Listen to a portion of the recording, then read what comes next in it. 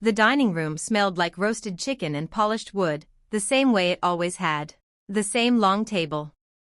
The same chairs that wobbled slightly if you leaned back too far. The same framed family photos lining the wall, smiling faces frozen in happier moments that never quite matched reality. I arrived 10 minutes early, like I always did. My mom hated lateness. She called it disrespect, even though she'd kept me waiting for most of my life. She was already in the kitchen when I walked in, moving briskly between the stove and the counter.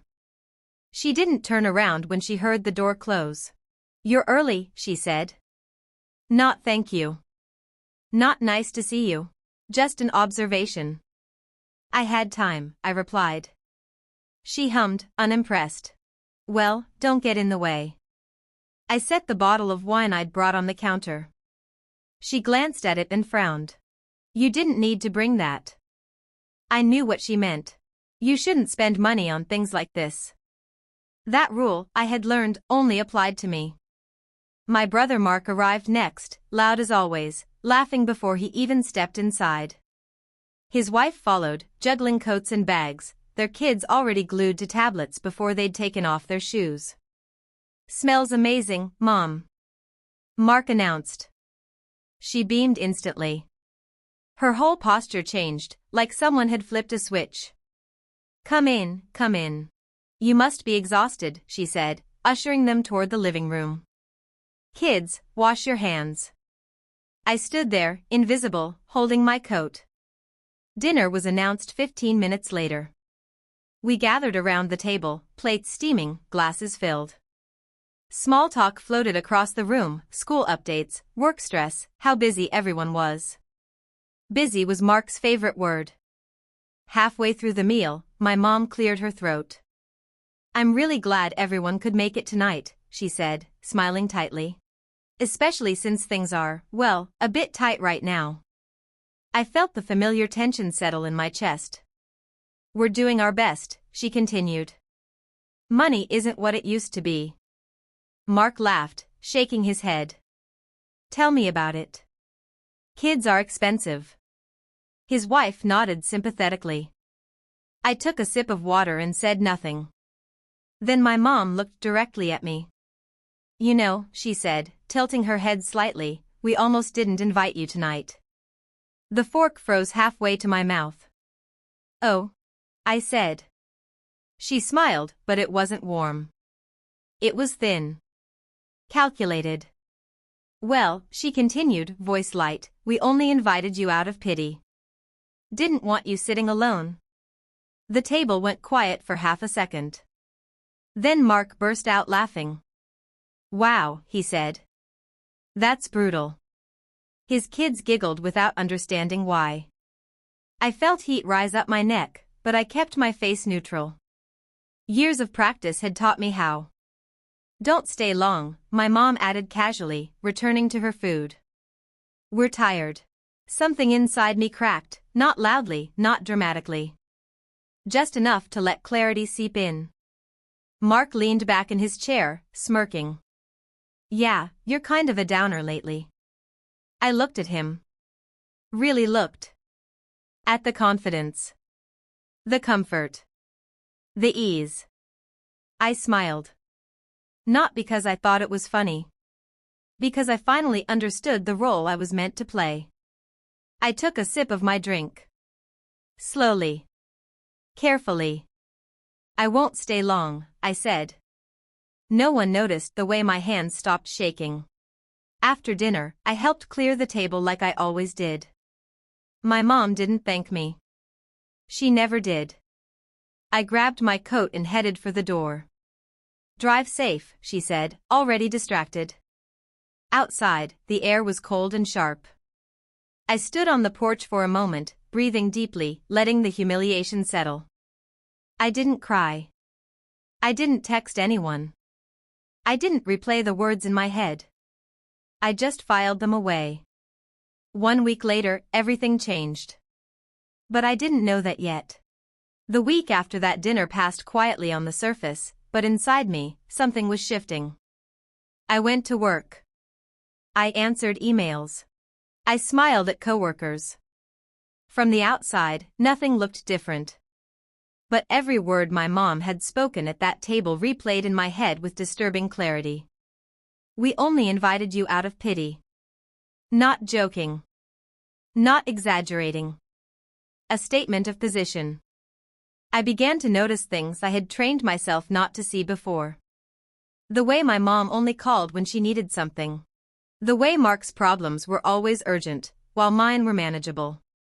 The way family money flowed like water in one direction, and guilt flowed in the other. 2 days after the dinner, my mom called.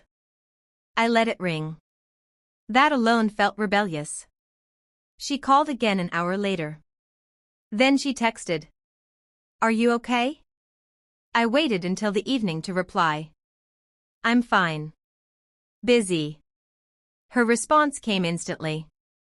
We need to talk soon. We always did. The next day, Mark texted me. Hey. Mom says you left dinner early because you were upset. You know how she jokes. I stared at the screen. Jokes, in our family, were truths said loudly enough that no one could challenge them. I typed back slowly. I wasn't upset. I just didn't feel like staying. A few minutes passed. Then. You're being sensitive. That word again. Sensitive. The family's favorite way of saying know your place. I didn't reply. Instead, that night, I opened my laptop and did something I had never done with intention. I looked at money. Not just my money, but patterns. I pulled up old bank statements, scrolling back years. Transfers I barely remembered making. Small amounts that had seemed harmless in isolation. Larger ones justified by emergencies, birthdays, school supplies, temporary help. It wasn't one big sacrifice. It was hundreds of small ones. I cross-checked dates with family events. Trips. Purchases casually mentioned in conversation. Mark's tight months somehow lining up with new electronics, better cars, nicer vacations. My chest tightened. I wasn't imagining it. I wasn't unlucky. I was subsidizing a lifestyle I was told didn't exist. 3 days later, my mom showed up at my apartment unannounced. She stood in the doorway, purse clutched tightly, eyes already glassy. I was worried, she said. I stepped aside to let her in. She looked around, taking in the modest furniture, the careful organization. This space represented every no I'd ever said to myself. We sat at the kitchen table. You've been distant, she began. That dinner, you know I didn't mean it that way. I met her eyes. Which way did you mean it? She sighed. You know. You're independent. Strong. You don't need us the way Mark does. There it was. The unspoken rule, finally spoken aloud. So I get invited out of pity, I said evenly. She flinched. I shouldn't have said that.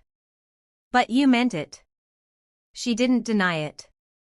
We do our best, she said softly. Families aren't perfect. No, I agreed. But they should be honest. She reached for my hand. You know we're struggling. I gently pulled my hand back. You told me you were broke, I said. But Mark's kids flew first class. Her mouth opened. Closed. That was complicated. Explain it to me. She looked away. It's not your concern. That sentence landed harder than the insult at dinner. I think it is, I replied. Especially when I'm the one being asked to help. Her face hardened slightly. You don't have children.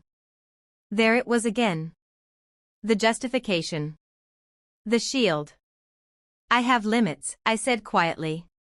And I've been ignoring them for years. She stood abruptly. I didn't raise you to be selfish. I stood too. You raised me to disappear.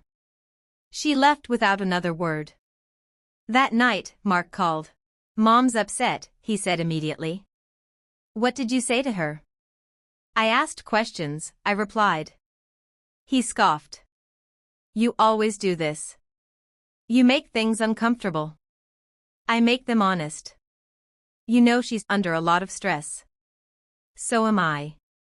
There was a pause. Then he said something that changed everything. Well, she's helped us out too, you know. It's not like you're the only one. My grip tightened on the phone. Helped you how? With money, he said, annoyed. For years. The room felt suddenly very still. For years? I repeated. Yeah. She's our mom. That's what moms do. I ended the call without another word. I didn't sleep that night. I went deeper. Old joint accounts. Archived emails. Notes I'd ignored because I trusted the people who sent them. The truth emerged slowly, then all at once. Money I was told didn't exist, did. Money I was told couldn't be spared, was redirected. Not to emergencies. Not to survival. To comfort. To preference. To Mark. By morning, I had printed everything. Not out of anger. Out of clarity. 1 week after that dinner, the first bank statement arrived. Not a request. Not a plea. A record. And as I held it in my hands, I understood something with absolute certainty. The humiliation wasn't the end of the story. It was the beginning. I didn't go to my mom right away. That surprised me. Old me would have rushed to explain, to justify, to smooth things over before anyone else got upset. But something about seeing those numbers on paper had grounded me. Facts didn't need defending. They just needed to be placed where everyone could see them. So I waited. I watched.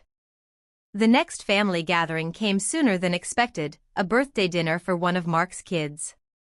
I almost didn't go. Not because I was afraid, but because I knew exactly what it would cost emotionally. Still, I showed up, carrying a neatly wrapped gift and a calm I hadn't felt in years. The house was loud when I arrived. Kids running. Music playing. Laughter spilling from the kitchen. My mom was in her element, moving from room to room, directing traffic, smiling like nothing was wrong. She saw me and stiffened. You came, she said. Yes, I replied. I said I would. Mark glanced over from the couch, surprise flickering across his face. He hadn't expected me either. He leaned toward his wife and whispered something. She nodded, her smile tightening. Dinner was chaotic. Plates clattered. Someone spilled a drink. My mom kept glancing at me, like she was waiting for an explosion that never came. Halfway through the meal, she couldn't help herself. We're going to have to be careful this year, she announced to the table. Things are tighter than people realize.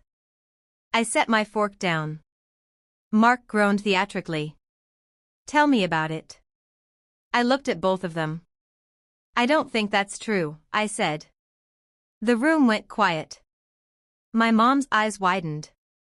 What? I don't think you're broke, I repeated calmly. Mark laughed nervously. Okay, where is this coming from? I reached into my bag and pulled out a folder. Thick. Organized. Heavy with truth. It's coming from here, I said, placing it on the table. My mom's face drained of color. This isn't the time, she snapped. It is, I replied. Because I'm done being talked about like I'm a burden.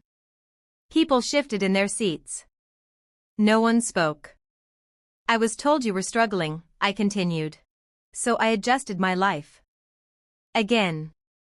But the bank statements tell a different story. Mark stood abruptly. You went through mom's accounts? I went through accounts with my name on them, I said. The ones I contributed to. Silence. I opened the folder and slid a few pages forward. First-class flights. Resort deposits. Transfers labeled family expenses that somehow never applied to me.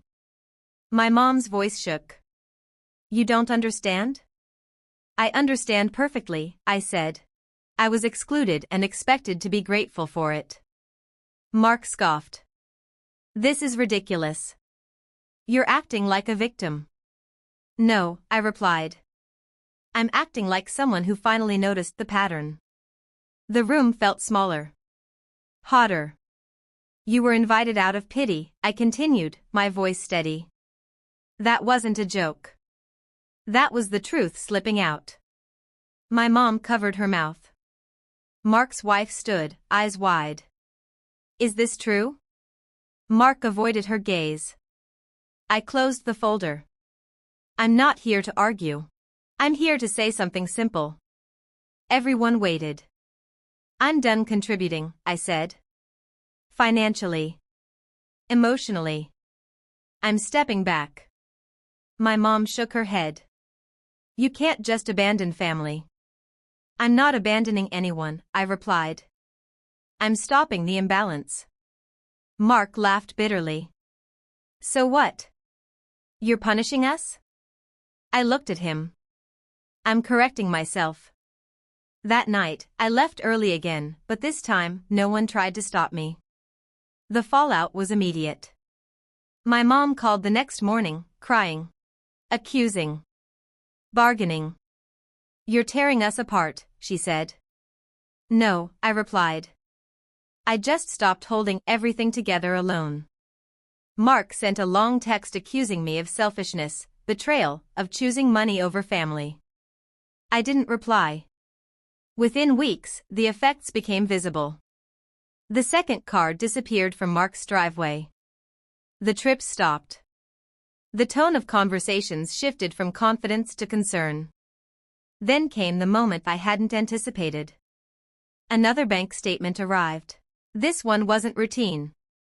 It showed the joint accounts being closed. My mom called that night, voice flat. We'll have to make some changes. I know, I said. You really won't help, she asked. No, I replied. I won't. There was a long pause.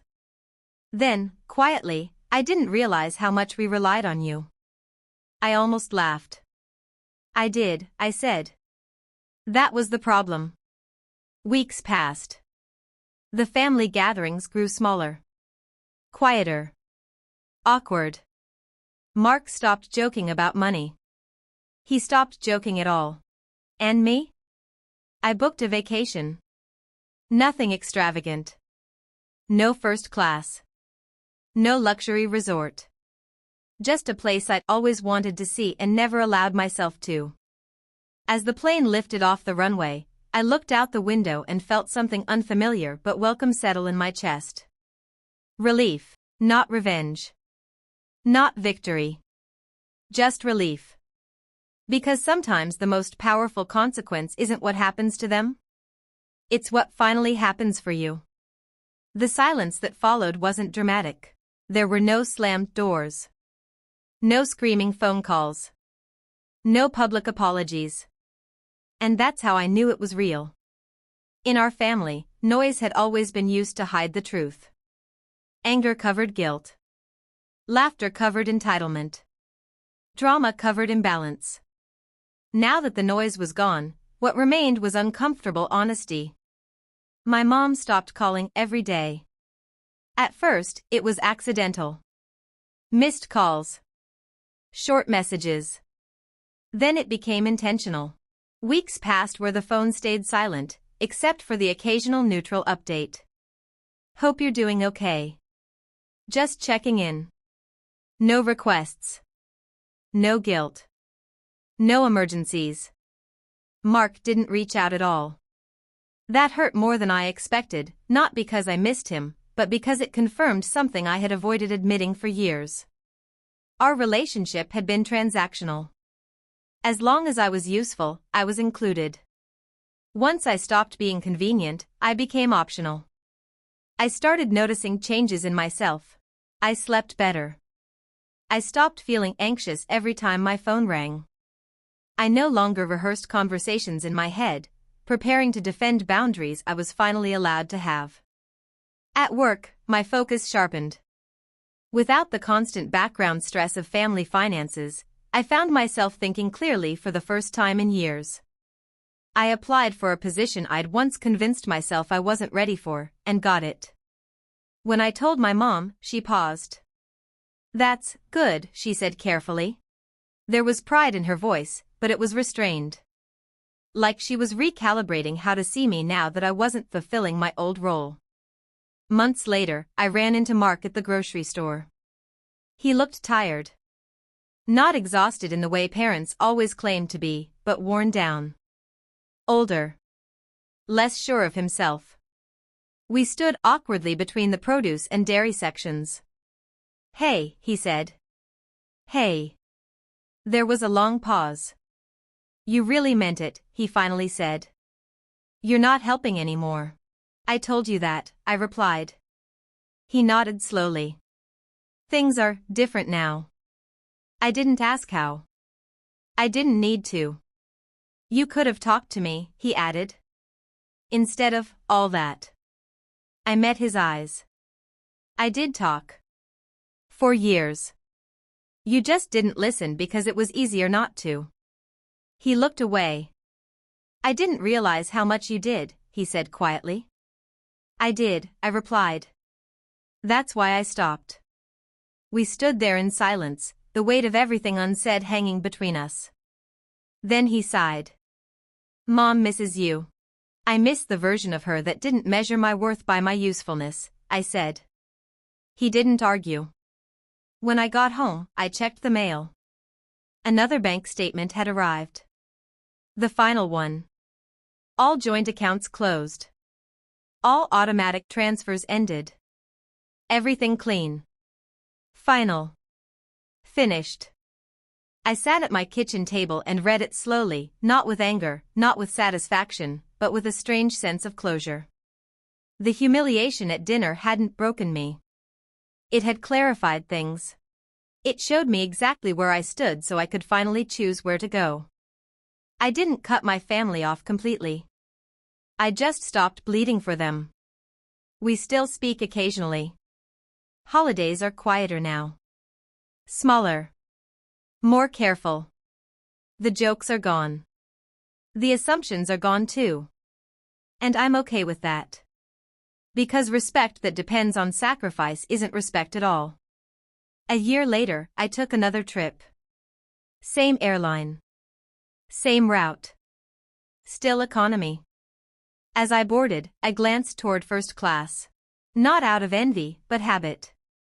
This time, there was no familiar face. I took my seat, buckled in, and smiled to myself. Not because I'd won.